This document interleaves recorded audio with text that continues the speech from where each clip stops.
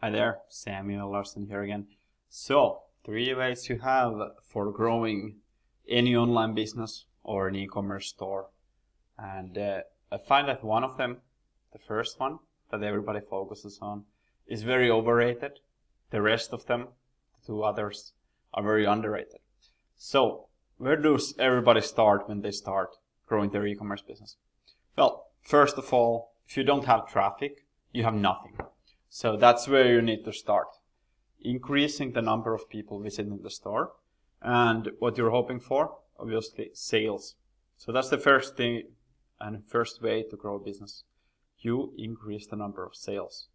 And I find that most people get stuck on this level. So this is the first thing that worked. And then it's difficult to take a step back and go and focus on other things afterwards. So what they do is they just try to solve every single problem with traffic. It's like more and more important traffic.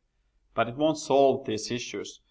And over time, you're actually going to be worse off if you only focus on traffic. Because all these traffic channels are moving towards automation.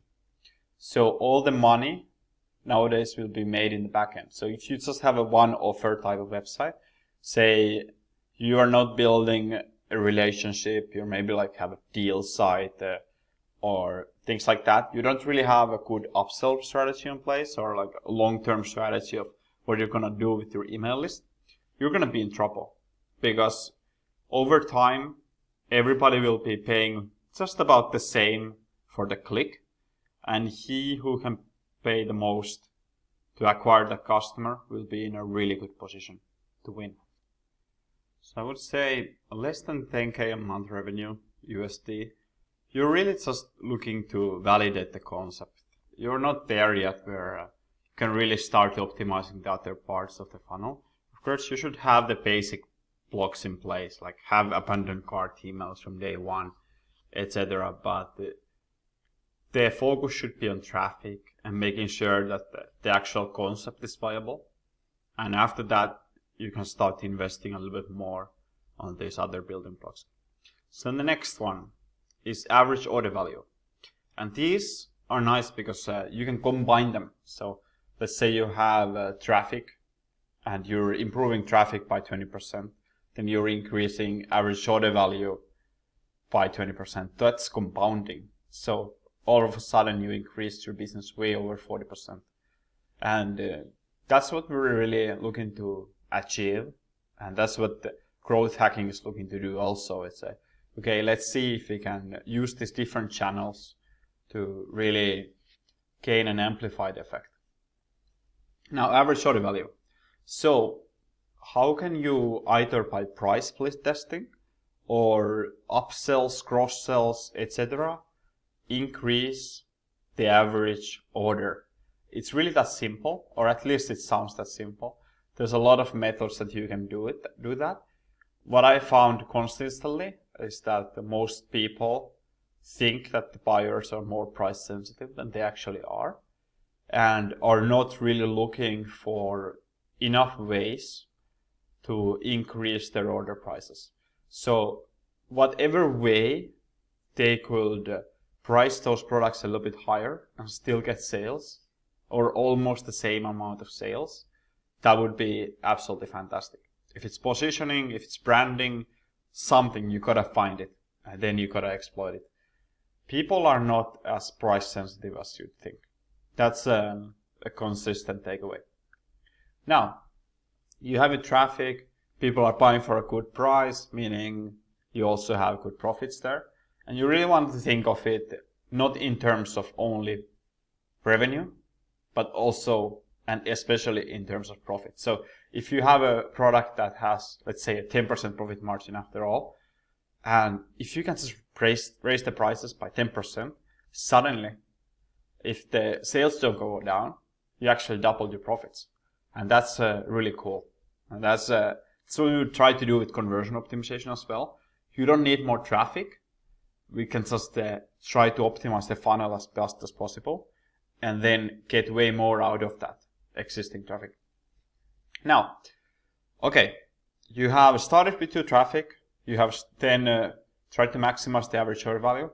And currently, you're building a little bit of a list.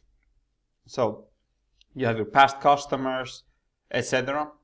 Now, it would be a shame to only have them buy once, because you paid all this money to acquire that customer, yet you only made one sale. So it's a bit of a waste.